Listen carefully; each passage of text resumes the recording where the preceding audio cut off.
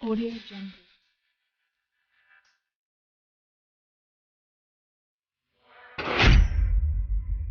Assalamualaikum warahmatullah suñu mbokku internet yi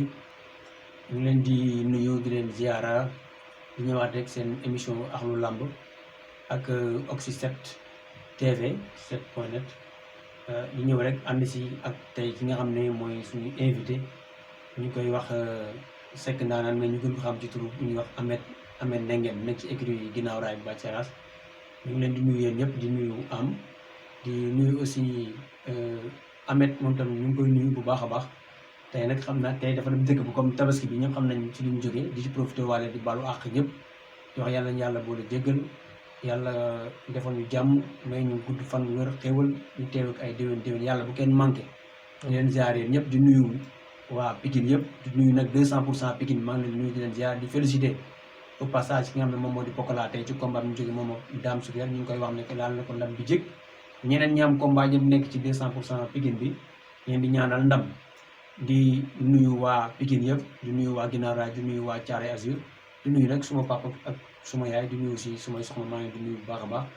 di nuyu tam suma benn xarit boo xam tey actuellement mu nga Espagne fa la nekk di madame Ba ñu koy wax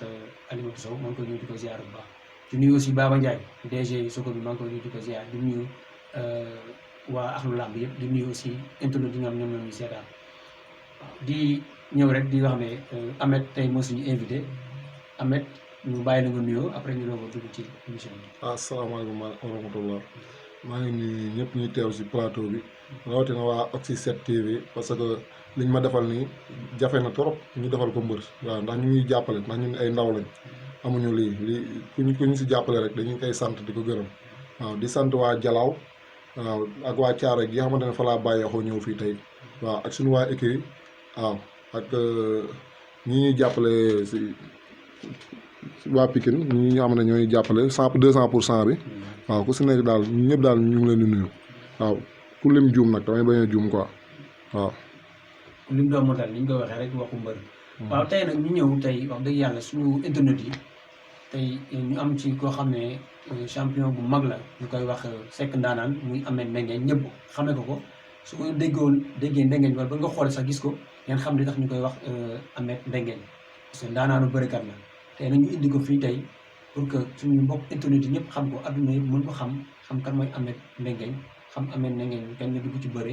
ak Ahmed Ndengeen lan moo ko bëggloo bëre Ahmed Ndengeen fan la jaar ci bëre loolu lañu bëgg waxtaan ak moom tey wax jafe-jafe yi nga xam ne moom moo am ci làmb ak carrière am fi mu ci jaar yëpp loolu lañu bëgg tey waxtaan ak moom Ahmed bon ñu ñëw di la laaj rek Ahmed suñu doon wax tey Ahmed tey Ndengeen muy Seck Ndaanaan boobu nga wax parce que dégg naa sa biir wax nga ne yow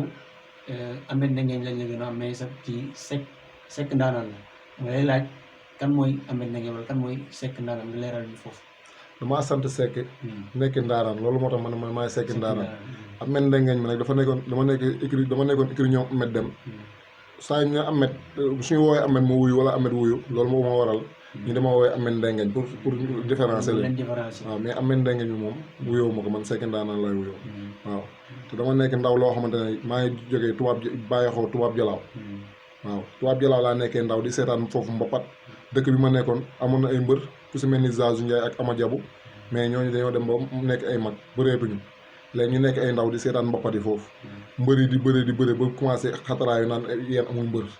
sama jom ma ne nag lii duma ko seetaan comme man ndaw laata maa ngi dëkk si dëkk bi foog ma xare ba dar pour nekk mbër fa laa nekkee jóge foofu ne dama foog ma doon mbër nekk fa ba premier drapeau bu ma jël foofu làmb ji dafa mujjee woon tas sax waaw fa ma jógee foofu demaat Thiaroye géej sama papa nekkoon douanier am fa kër ma nekk Thiaroye ànd ak waa Thiaroye nekk fa waaw ba premier combat bi moom maa mujjee woon daan sax après fa laa fa jógee dem écurie Bathie Seras nekk fa ak suñu entraîneur bu baax bu ñu naan Aliou Ba mu dañu jàppale bu baax waaw dañuy jàppale bu baax suñuy entraînement dañu lijjantal ay combat waaw ñun daal ñu amuñu luñ ko fayee daal parce que jàppale nañ bu baax a baax waaw chaque jour su ba ngoon gu dégg bëccëg fay ñu ko dërëm day ñëw chaque jour duñu entraîné xam nga koy bàyyi ay itam yëpp ñëw dina entraîné kooku amoo fayam waaw di nuyu nag waa Thiaroye ñi nga xamante ne ñoom laa dëkkal waaw di leen wax na ne man damaa am combat kii le 24 xam naa nag am na ñu ma ko yëgalul bu ma si kenn mere nag parce que man dama xaw a complexe quoi waaw man daal waaw maa ngi nii nekk mbër moo xamante ne bëgg naa ku ma jàppale war nañ ñoo jàppale xam nga boo nekkee ndaw di entraîner gars yi di la seetaan soo amee combat doo gis kenn ah ñi war a jóg ñëw jàppale say dëkkandoo dañu war a jóg ànd ak yow jàppale la mais dañuy xaw a seetaan quoi te loolu du waru leen waaw. Ahmed daanaka sax dugg nga foo xam ne dañ ci war a ñëwaat après pour waxtaan si mais tey ci li nga jot a wax léegi que ne yéen nga jógee nekkoon fa di fa bëree ànd ak yéen ay Zazu Ndiaye ak yeneen champion fa nekkoon di bëri gis leen ay ñoom Majabu nga dem ba loolu amul boobu dugg ci yow nga jóge fa ñëw fii Thiaroye sa kër papa fi nga nekk kon ne di bëri si ñoom Ameth Deme wax nga ba wax différence bi nga xam ne moo am ba tax ñu la woy Ameth Ndenguène yow ak Ameth Deme moo tax pour ñu mën leen a différence xam ne kan mooy kan ba loolu lépp aussi dem xam naa tamit marque bi sa noppi tam wane na ko Ndenguène bi te loolu lay wane fépp foo gis mbër bu Ndenguène xamal ne kooku bërikat la songkat lay doon daanaanu bërikat la waaw bi ñëw dina wax bi nga ñëwee fii Thiaroye lan moo tax yow bon ci sa carrière bëgg nga xam d'abord ñaata combat moom nga bëreegul ak yan difficulté moom nga am ba tax nga jógee Thiaroye après nga ñëw écurie Guinaw Rail Bathie Seras bi. sama carrière maa ngi si am 2 combats arène benn maa ngi amee écurie Thiaroye mais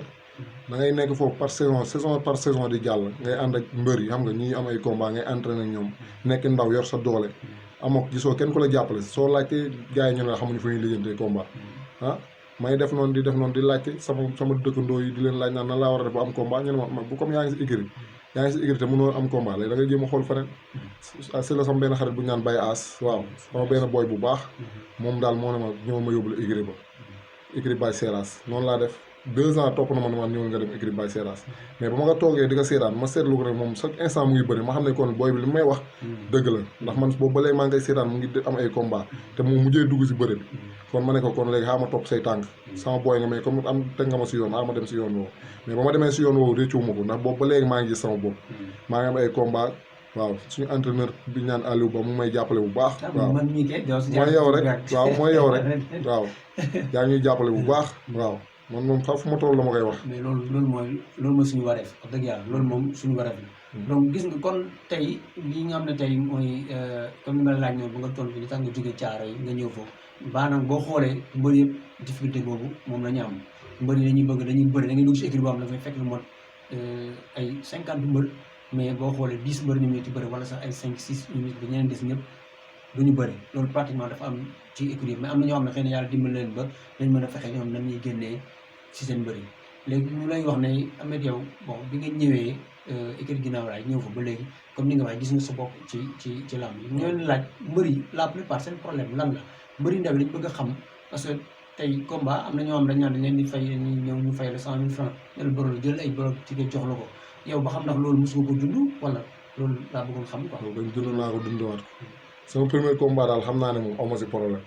mais yeneen combat yëpp day promoteur yi dañ lay jox combat bëgg la jox ticket normalement yow boo wootee sa journée ah yore say ticket rek képp ku am mbër moo xamante ne képp ku nekk si gox di bëri se dina nit ñi dina ñëw seetaan si la mais bu fekkee da nga bëgg a jël ay bolok jox ko mbër mi nekkaan bolok yi yow yaa ko war a jaay yooyu da nga koy stressé boo xamante ne du concentré wu si entraînement te loolu baaxul si mbër mi waaw te et puis tamit préparation làmb nekk na loo xamante dafa metti loo ba xam ne ah yow bu ñu la fayoon tey benn 200 000 francs tey li nga si frais li ngay defaat si frais bi dina mat 300 000 francs wala 400 000 francs waaw parce que di nga togg di nga wut ay njaga njaay ah ñii lay seetse ah sëriñ si waaw sëriñ si ak ñi lay seetse ak làmb ji ni mu demee léegi ñëpp yaakaar nañ ne bu ñu la fayee xaalis yow da nga lay jox xaalis bëri te mbëri ndaw yi amaguñu xaalis metti na trop xaalisu léegi jamono bi léegi 10 000 francs du dara boo duggee si bitig bi day mel ni 3 000 nga yóbbu si bitig kon boo war nañoo jàppale mbëri ndaw yi li ñuy fay mbëri mag yi bu ñu ko diviser en 15 parties ñu defal ko mbëri ndaw yi xamante siwaguñu ndax ñu mën a am dara bu ko defee ñoo xam ne bëri bi am na dara mais da ngay nekk ndaw di entraîné at yi moo gaaw at yi yàggul quoi. loolu tamit am na bon Ameth aussi itam ñu pour wax la dëgg wax nga lu am importance nee nga dañu war a jàppale mbër yi xam ne promoteur bu ñu tëggee seen làmb mbër yi dina ñëw tey amateur dina ñëw seetaan si làmb ji loolu dëgg la am na mais est-ce que tamit gisuñu ne tey làmb xëy na dëgg la toll na foofu mbër bu nekk dem nañ ba fu ñu toll xam duñ sax kan moo nekk mbër ak kan moo newul mbër léegi ñoom li ñuy soxla mooy lan mooy na mbër bi indi mbooloo na mbër bi mën a jaay ticket xool tamit qualité mbër yi nga xam ne am bu njëkk da nga naan ñëw mu nekk mbapat wala ñu nekk ay combat na wala soit ñu tëggal la làmb tëgg kenn du la jox biir du la jox dara stade bi ngeen tëgg ñeenti mbër stade Iba Mar nga doon tëgg ñeenti mbër stade bi ay fees dell léegi da ngay tëgg 20 mbër te stade bi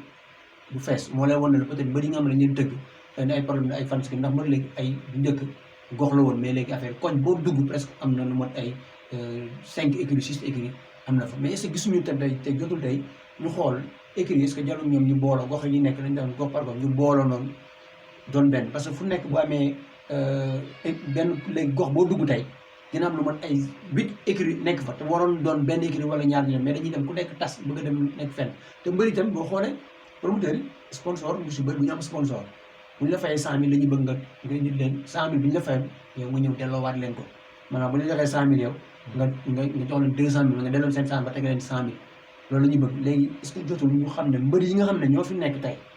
di bëri ku ci 100 personnes mënul topp est-ce que jar yow nga dem xool leneen parce que mbër bu fekkee dem da ngay bëri te promoteur dem dañuy xool tam lenn pour xool ki leen mën a dimbali ki leen mën a au moins bu ñu la fayee 100000 nga mën a indi 200000 est-ce que gisoo na tey mbër bu toog tey te amoo 100 personnes yu topp sa ginnaaw est-ce que doo dem jéem a fexe dem xool leneen. non man yaakaar naa ni mbër mu andiwul 100 personnes waroo dem xooli lenn. parce que promoteur bi ni nga nekkee mbër di bëre moom war na mën a am ay nitam yoo xamante ne dañ koy seetaan se comme yow ni nga amee ay nit yu lay seetaan se waaye bu ñu bëggee jël lépp basé ko si mbër mi ne mbër mi dafa war a am ay ñu koy topp par la force rek loolu day suul làmb loolu baaxul si làmb waaw mbër mi daal war nga ko mën a bàyyi mu ñëw lu mu am nga xam ne lii la am waaw nga jàppale leen parce que ëllëg kenn xamul kan mooy nekk mbër mu mag waaw mais buñu ne boo ne kii moo indi supporter fekk kii moo dàq bëri te amul supporter loolu day suul làmb kooku bu yàggee du dul bëre waaw te tamit comme moom loolu la def mu nekk liggéeyam profession am da nga si war a jàpp yow mi nekk promoteur tamit waaw waa borom usines yi tamit war nañoo mën a jàpp si affaire yi ñi usines yi nekk si Sénégal war nañoo mën a jàpp si affaire yi quoi parce que war nañoo jàppale jeunes yi emploi yi demeewul noonu waaw usines yi bëri demeewul noonu tamit léegi benn usines yi fi ne ñoom bu làmb amee war nañoo mën a jël seen doole sponsorisé ga lu mu ndaw si xaalis sax ñu jox pour promoteurs yi xam ne ñooy kii bu ko defee làmb ji na mën a dox quoi solution la voilà loolu moom solution la tey bu fekkoon ne tey côté sponsoring bi société bi état bi ci boppam état Sénégal ñoo war a fexe côté jàppale la parce que làmb tey moom moo fi nekk benn sport boo xam ne pratiquement boo xool jàppale wuñ ko parce que tey bu dee ci côté football bi dañuy am ay subvention lépp yeneen basket bi tennis beeg même ñi sànni pétanque sax yëpp fépp foo ci dem am nañu subvention moom des làmb moom waa làmb ñooy jël seen xaalis di ko dugal ci biir làmb c'est pas normal boo xoolee licence yi mbër yooyu mbër dañuy ñëw affilié wu promoteur dañuy ñëw affilié wu écurie yi dañuy ñëw affilié wu manager yi dañuy ñëw affilié wu propriétaire dañuy dem jënd licence di renouveler licence kon donc boo xoolee donc làmb puis promoteur yi ñëw bu ñu tëggee làmb jël day am ay frais d'organisation ñuy defal loolu lépp kon loolu yaakaar naa ne tey jot na tey état Sénégal xool gëstuwaat làmb te xam ne ay 10 000 licenciés dañu ay bii mais ëpp nañ ko plus de ay 10 000 jeunes nekk fi daan seen doole loolu dafa nekk loo xam ne tey ñoo xam ne am nañ doole bu ñu amul dara lu ñu def ëllëg bu la neexee ñu dem dugg si la neex kon loolu dañ ko war a encadrer dañ ko war a organiser comme am méthode bu ñu ko doxalee bi nga xam ne dina mën dem CNG bi tamit war nañ gën a xoolaat ci loolu wax mais tamit yéen mbër yi tamit war nañ gën a mën a fexe seen fans club bi ngeen am ak yooyu mbër moom lu bon war nga mën a fexe am ñoom dañ ko topp suñ ko joxee blog bi mu mën a fexe ya man moom kii moo ci côté promoteur dama mës a far ci côté mbër yi moom laa far mais tant que état mu ngi nekk fi mu nekk jàppalewul ba pare aussi tamit usines yeeg entreprise yi ñoom si côté sponsoring bi buñ ci dugg tamit lii am rek moom mooy am te am ñoo xam ne dañuy mën a bëri dañuy mën a bëri nekk ay ndaanaan mais duñu feeñ duñu leen gis parce que léegi làmb ji mooy nag da ngay am xaalis da nga am ñoom dañuy jox sax xaalis caution est-ce que loolu mës na la daal nga jël sa xaalis dem jël dugal ko ci làmb jox wala nga mës nga dégg benn mbër bu jël xaalisam bëgg a bëri rek ñu ne ko balaa ngaa bëri fa nga gis caution nga joxe ko pour nga bëri loolu même si mbapat yi sax da see am da ngay ñëw bëgg bëri mbapat lu musul am da ngay ñëw bëgg bëri mbapat ñu ñëw ne da ngay foog nga joxe benn 2000 francs nga doog a bind wala 5000 francs c'est pas loolu c'est pas normal boo wootee mbapat nit ñi dañoo war a ñëw nga bàyyi leen surtout mbër mu ñëw ne day bëri si meexu def yaramu neen yow ngemb rek la dese waaw fayoo ko dara te da lay leer na ne moom li muy def nii su daanoo rek du si am dara kon kooku bu ñëwee di bëree moom waroo ko teg dara da nga ko war a au contraire li nga koy taxé noonu da nga ko war a may au contraire mu ñibbeeg moom waaw bu jëlul dara da nga ko war a jox loo xamante da koy passé dem ñibbi ndax làmb dafa metti bët façon bët bu ne moo lay xool làmmañ bu ne mu ngi wax si yow ñuy dékk loolu di dem di bëri ji kon war nañ ñoo jàppale daal metti na trop loolu moo wax dëgg yàlla côté boobu moom tamit ñëw ñuy fay loolu nga mais tam ba léegi côté boobu ma la laaj ci question bi ba léegi da nga tontuwuloo ko maanaam na su nga gis dégg mbër boo xam ne dafa jël xaalisam def ko ci bëri dóor bi fay xaalis ñu mën ko ba pare jox ko ay jëkk na ko jaay woon jox combat pour mu bëre ndax mus nga dund loolu wala ba am ndax mus nga gis benn mbër boo xam ne moom dund na loolu. man kañ dund naa loolu de jox nañ ma fi ay ticket. ma war a bëre yor ticket yi ànd ak samay gaay léegi da ngay dajeeg nit ñi ñu ne la jox ma après naa la jox. ticket yi dañoo bëri nit ñi dañuy jël say nit lañ mënoo leen a bañal da ngay dem ba ticket yi daf lay réer à la fin soo bëree bu bëri léegi yow da ngay nekk di toppwaat ak jël sa xaalis di ko defaat si biir làmb ji lépp loo am nga jaay ko def ko waaw te léeg-léeg yow di nga ñëw si làmb war a dugg sax ñu di la dagg-dagg yoo xamante ne yow du sa coobare da ngay ñëw si bunt bi boolake nga toog di xaar nga dugg ñu ne la dagg nañ temps te li ñu lay fay demeewul noonu bu ko defee yow léegi boo bëree bu pare sa reliquat bu ñu la ko joxee ay jooy moo lay dese nga war a demaat topp dem fay ji daanaka yow doo dese dara. doo bëgg di sax bëri. waaw donc kon dool ji wax ne kon tey côté boobu balaa ma ci génn yow loo am fu mu toll looy wax ci côté CNG bi wala mu nekk ci côté tey ñi nga xam mooy promoteur yi nga xam ne dañuy tëgg làmb di imposer yenn mbër yi ne ñoom il faut ñu joxe xaalis caution ba pare pour ñu am combat wala soit bu ñu tëggalee combat jël billet jox la ñu ne léegi billet yi waxuma la sax ne la da nga koy jaay loo ci jaay baax na mais noonu dañ naan la billet sans retour la maanaam boo ko jëlee rek yaa ko moom soo ko jëlee moom yow boo leen joxaat noom xaalis bañ la jox su bu dee 100 billet la billet ba de 2000 200 000 ngeen indi amul delloo dara loolu di wax ak CNG bi la ngeen wax ñoom tam ñu war a mën a jàpp ci affaire bi ci bëri simple aussi itam li nga ci wax am na solo nga ñëw di bëri si futteeku dung ñëw taxaw ñëw ñu laaj leen da ngay joxe 2000 wala da ngay joxe 5000 loolu tamit ñu koy def tamit ñooñu dem est-ce que tamit la ngeen di yóbbante waale wax leen luy gën a mën a defar làmb. man daal ñooñu xamante ne ñoom ñooy jël mbëri di leen teg ay sart na naan soo waree bëri da ngay joxe nañ bàyyi loolu boo demee ba bëgg a tëgg làmb mu leer na ne yow amoo confiance ci li ngay def kon bul tëgg làmb yaakaar naa ne ku koy tëgg war ngaa am confiance ne nit ñi dinañ ñëw nga bay jël mbër mi nga xamante ne moo loolu simmeeku ñëw nekk acteur bi war a jouer film bi nga di ko teg loo xamante ne day metti si moom ba muy ñibbi ba muy waral di ko muy ñibbi noonu loolu jaaduwul waaw waa CNG tamit man li ma leen mën a ñaax mooy ñoom am gàcce ngaalaama baax nañ trop waaw ndax ñu ngi def seen liggéey mais tamit nañuy xaw a dimbali mbër yi comme ku si xaw a tardé noonu comme ku ñu la jox heure sa boo xawee tardé ñu mayaat la sax benn 10 minutes parce que mbër yu ndaw yi dañoo sonn amuñu dara dañoo sonn dañuy ñëw di bëri nii bon gële mal gële rek ndax bëgg bëri mais xam nga yàllaay dogal kon comme ñoom lañ teg ñoo nekk suñ kanam di liggéey kon nañuy xaw a toléré la di yërëm mbër yi di leen xaw a yokkal seen temps même avertissement yu bëri sax boo defee dara ñu waxtaan ñu wax seeg yow ne la boo ko defaat nañ la avertir boo ko defee loolu day gën a tax mbëri duñu sonn noonu di kaas bi duutul bëri duñ fi nekk naan waa CNG def nañ lii waa CNG def nañ lii waa CNG moom defuñu dara seen liggéey rek la ñuy def parce que l'arbitre c'est le maître du terrain ndax ñoom ñooy arbitre waaw. léegi ci wàllu promoteur yi nga xam ne tam li ma la wax sànq question boobu tam nga xam dañuy jël si ay jox la soit nga joxe caution ba pare nga doog a bëree wala ñu jox la borom tigé ne la sans retour la loolu lan nga ci wax promoteur bi ak waa CNG tam lan lañ ci war a mën a taxawee ci côté boobu pour loolu mën a dem ci làmb. promoteur yi moom man li ma leen mën a wax mooy sooy tëgg sa làmb boo naree jox mbër mi ay ticket bu fekkee ticket yi mënul ñàkk nga ko jox ticket yi 100 000 francs lu mu bon fayal mbër mi 150 000 200 000 wala 250 000 bu ko defee moom sa 100 ticket yooyu noonu dina la ko mën a jaayaat waaye boo bëggee jox mbër mi fay nga fay ko 100 000 joxaat ko 100 000 dafa mel ni dañ ne ko rek na nga ko yenn ay bagages sañ ne ko demal jaayal ma indil ma loolu fayoo mbër mi loolu dafa mel ni da nga yor sa benn poupée rek di ko manipuler loolu baaxul waaw kon war nañoo xoolaat li ñuy def daal. waa CNG bi nag ñoom loolu tam yan matuwaay lañ ci war a jël ci côté boobu noonu. CNG tamit war nañoo xool wax ak waa promoteur war nañoo wax ak promoteurs yi ñu bàyyi ticket yi ñu jox mbër yi métti na trop trop waaw ku ko waxul da ngaa ragal métti na trop. loolu ne wax dëgg yàlla tey jii soo gisee mu dugg ak yow foofu yëpp parce que mbër nga. da ngay bëri te loolu da nga koy dund. kon tey yoon la tey ñu laaj la yow nga mën a wax tey parce que nit ki moom li nga xam ne moom nit ki lépp lu am si àdduna rek ki nga xam ne moom moo ko dund rek moo ko mën a nettali moom moo ko mën a waxee man nga yow mën nga ci nekk man li ma ci xamee bari na mais comme yow tam da nga ci nekk tamit kon donc man su ma ci xamee benn wàll bi am na loolu da nga ko ci wax ndax booy nettali booy wax mbir moom du nekk ci benn pàcc rek du lay kenn day wax keneen tamit wax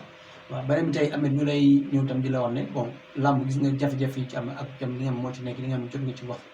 wax lépp jot fi génn ay solution yoo xam ne bu ñu ko defoon xëy na làmb ji dina jëm kanam waaye tamit yow nga jëm ci combat da nga am combat nga war a bëree le 24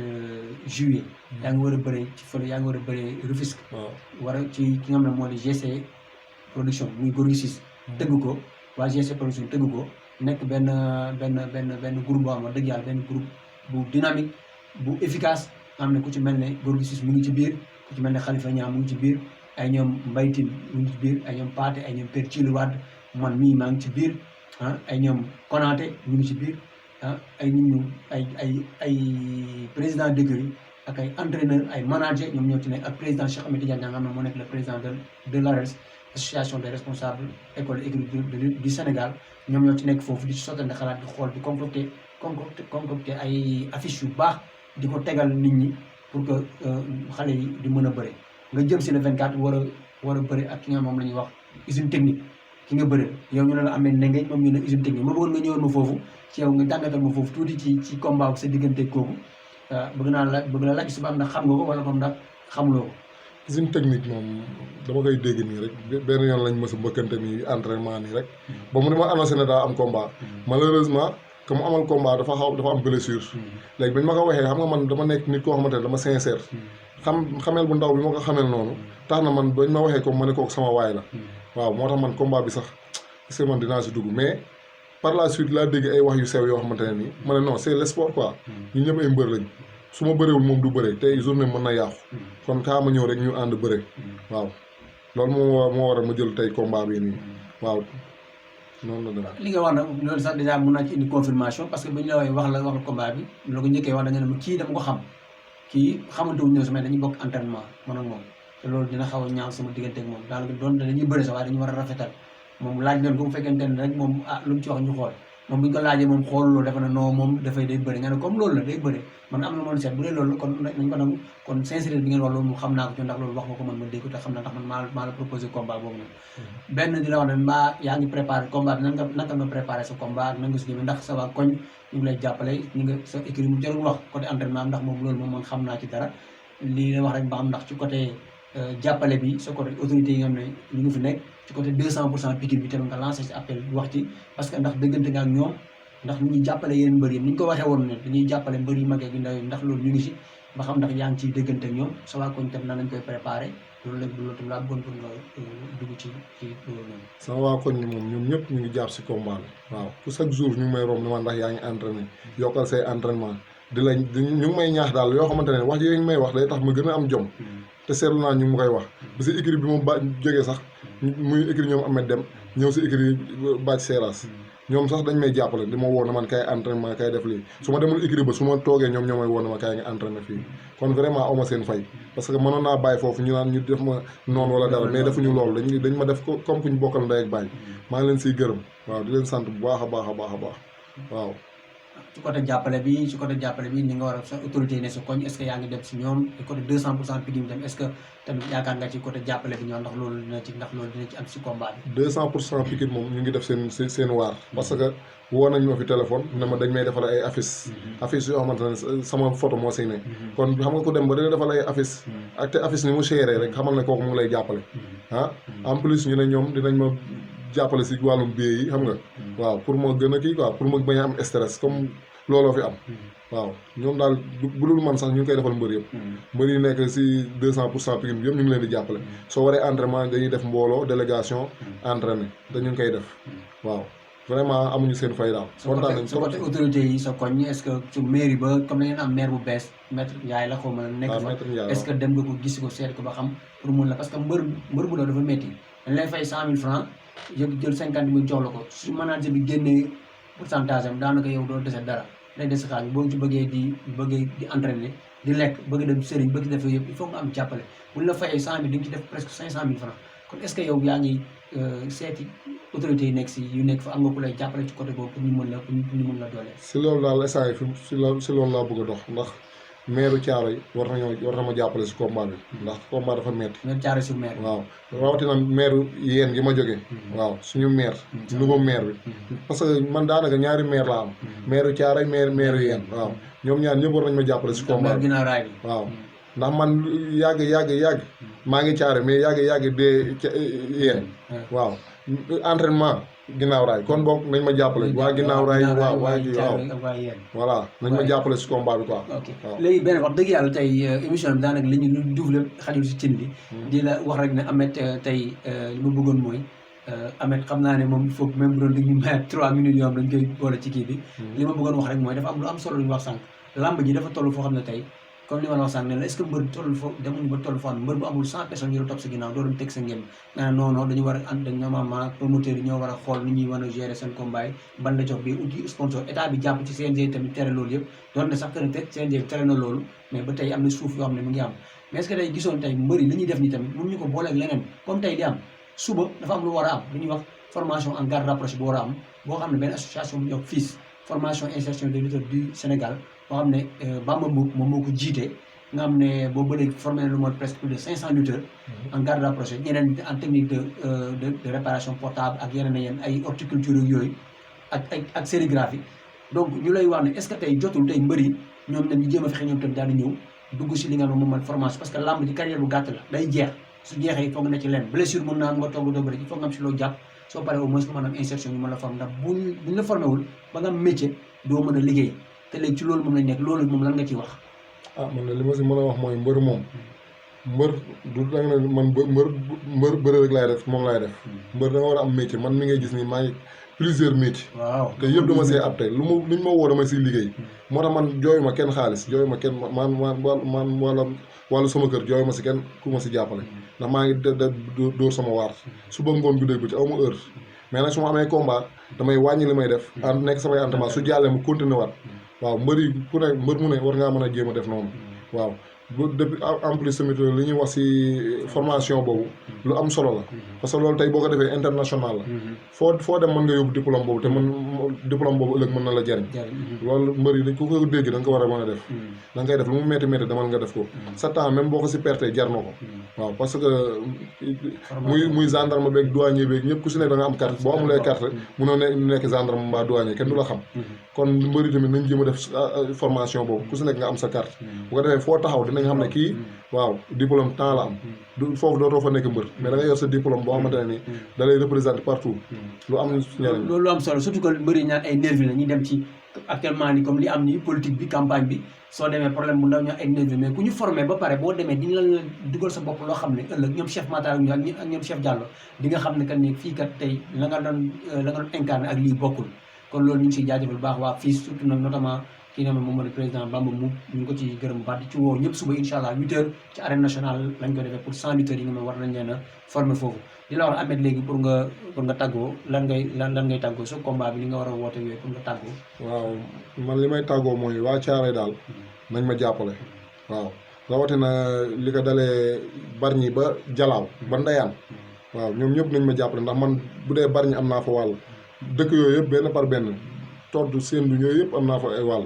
nañ ma jàppale daal surtout maire bi nañ waram ñu jàppale bu baax a baax a baax a baax ndax làmb metti na ñu ngi koy suivre ay ndaw lañ waaw amuñu suñu moyen demoowul noonu comme ñoom la ñu yàlla jiital ñu nekk suñu kanam nekk suñuy pap nekk suñuy mag nañ ñu dimbali daal waaw di woo waa todd waa Tubaab Jalaaw di woo waa Colobane bàyyiwuma kenn daal kulim jum waaw waa 200% Pikine ñu ngi siy jàpp nañ si gën a jàpp waaw ba bés bi incha allah ñu dugg si bismillahi rahmaani rahim génn si alhamdulilahi rabbil alamin man am jël bu rëy si kaw waaj. waaw jërëjëf Ahmed ñu ngi lay remercier bu baax a baax si wuyu bi nga ñëw wuyu si ñu kontaan ci lool ñu la ñaanal yàlla su combat bi nga jëm yàlla si yàlla may ndam bu sedd guy yàlla nga dund bismillahi rahmaani rahim yeggal alhamdulilah génn si ak macha allah yàlla mën na ko yàlla defal di ñaanal aussi tam bébé armé mi nga xam tam war na ci bëri moom tam yàlla na ko yàlla may ndam moom ñi ci am combat ci équipe bi yàlla may leen ndam waa 200% képp ku ci am combat yàlla na la yàlla may ndam di nuyuwaat ñëpp au passage président di nuyu père De Gaulle jël nuyoo di ko teg ci loxoom di tàggoo rek dina wax ne yéen waa axlu làmb ñu ngi leen di gërëmaat di leen nuyuwaat di leen jeerawaat di kontaan bu baax a baax di leen wax ne tey lii la ñu indiloon tey muy di Ahmed Ndengeen di Seck ndaanaan ñëwoon pour wax leen jaar-jaaram ñoom moom la am ci làmb ñu leen di nuyu bu baax a baax di leen gërëm di leen wax ak beneen yoon kontaan baax.